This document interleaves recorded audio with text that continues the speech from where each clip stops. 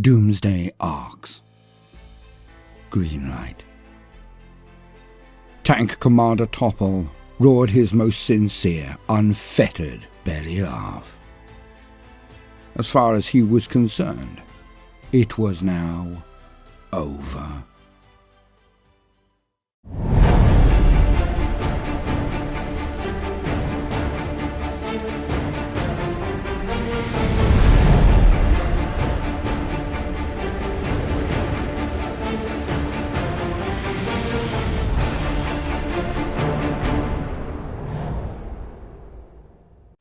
And now, allow me to present the sponsors of this video, and I am very happy to do so, as it combines two of my favorite things. Welcome to Vikings War of Clans, for I absolutely adore strategy and resource management MMOs, and then raising a mighty horde to sweep across the lands. And this game has it all: Vikings, building, armies, espionage, PvE monsters, and massive attacks. It has vendettas with other fellow players in vast PvP assaults or alliances that can help weather wars to come. For you can build shrines to old one-eyed Odin, can raise barracks and muster your armies. You can create mead halls to hail your warriors when they return from a victory. You can form bonds of friendship so strong that together you can topple the world. It has all you would expect in a mobile game, but it does things so much better. The graphics are magnificent, the flow great, and the play rewarding, yet it has something other games do not: longevity.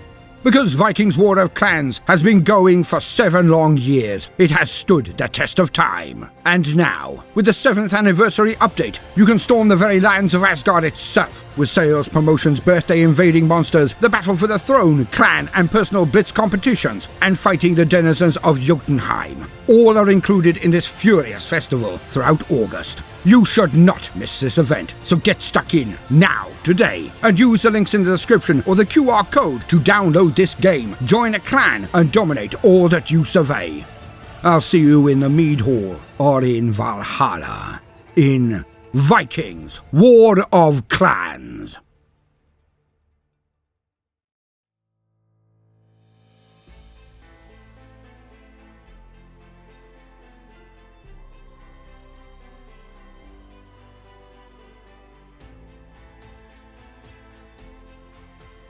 Topple wondered what reward he would get from this one incredible action. Perhaps he would be rich. Decades of war, years of duty. All the commander now wanted to do was retire to a nice pleasure world. To do all of the things his heart had desired. A heart and desires that had been crushed under the iron discipline of the military, of the guard. He had often mused how his every thought and deed had been for others, for decades. Perhaps, just perhaps, it would now be his turn. To while away his twilight years in contemplation, discussion concerning the godhead of the Emperor. Now that would be the sweetest thing of all. The charms of denied carnal dreams had long slipped away in the years of service, along with most of his virility. Hence, all he wanted was the quiet life, the lap of luxury. And now, finally, he may have earned it. If anything would, then the activities of this day must surely have tipped the scales and earned him his reward.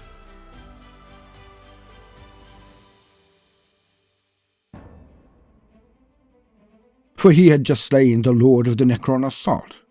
With just one well-aimed shell, his future, he believed, was made. For all knew these days, when the Necron Lord vaporized, it disappeared in that ghostly light that came whenever they were mauled.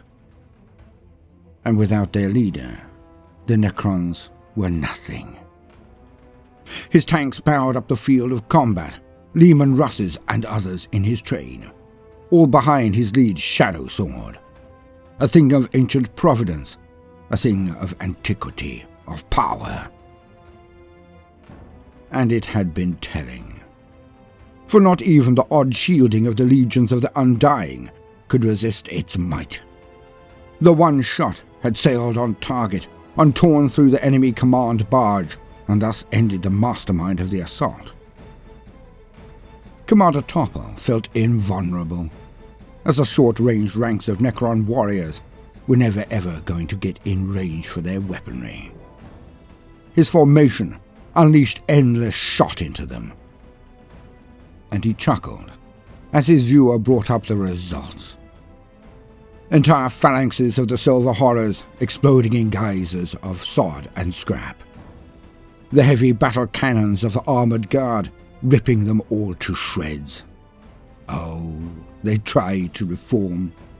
Even spread across the battlefield as they were, they tried.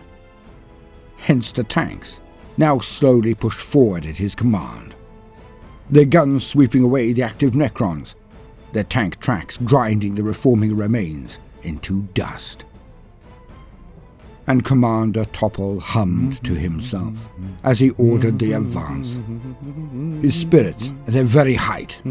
For the first time since he joined up, he could actually see a future, without tanks and oil and grease and logistics, orders and battle.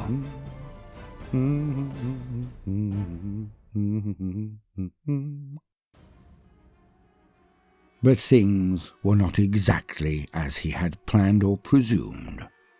Not by a long, long chalk. For he did not notice the Necron warriors pulling back in a very specific way. He did not notice that his tank column was now in the centre of the valley and had outpaced their supporting infantry and anti-aircraft cover. He did not notice his impending doom. For the lord he had slain in one shot, that had not been the Overlord. But how could he tell? For usually only one commander was ever present in a Necron force. Nor did he notice the small column of black spider-like rib cages flying down from on high. All attention to his fort and the carnage they were dishing out. He did not see them take up position at the sides of the valley. Not until they fired. Suns had gone cold, civilizations arisen and fallen. The very nature of the galaxy had changed since last these weapons had been fired in wrath. And in all those millions of years, they had lost none of their potency. And Commander Topple's humming stopped. His daydreaming ended abruptly as the reality of his situation dawned on him. For he now witnessed real, true power. Each of the thin, spindly floating Necron vehicles that looked so much like the troop transports of the Xenos, they simply winked at his tanks, and they disappeared. Within seconds, the comms array exploded in his ear, as it seemed every last tank crew burst into shouting. It was pandemonium. Yet as he called again and again for order, the cons were going silent. But not because of his will, his rank, or any respect he had garnered over the years. The crews were falling silent, as there was no one left to scream warnings or call for orders. Commander Topple looked on in slack-jawed shock as the chevrons of his force winked out of existence in a staggeringly swift few moments. A score of tanks gone in so many seconds. His the only one remaining. He now ignored the screen, not believing it. Impossible. Some arcane techno-trickery. So he lurched up and scrambled to open the top hatch, ignoring the usual protocols. He then thrust his head out, and he looked, his head whipping around to make sense of it all. They were gone. All of them. Just gone.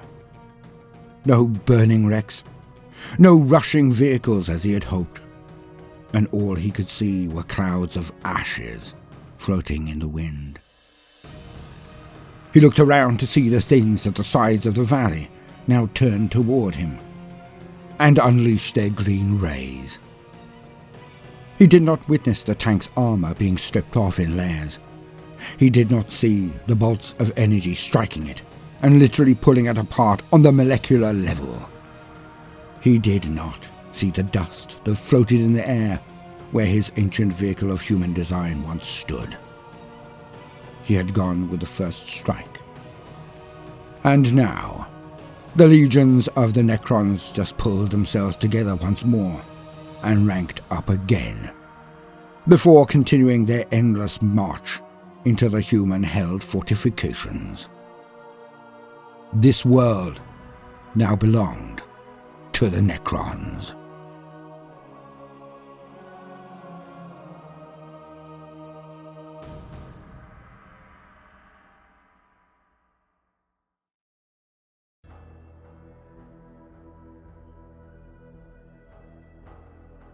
Welcome, gentle listener, I am Baldermort, your faithful servant, and I wish to introduce you to the forces, factions, and war gear of the Warhammer 40k universe, the grim darkness of the far future, where there is no time for peace, there is only time for war.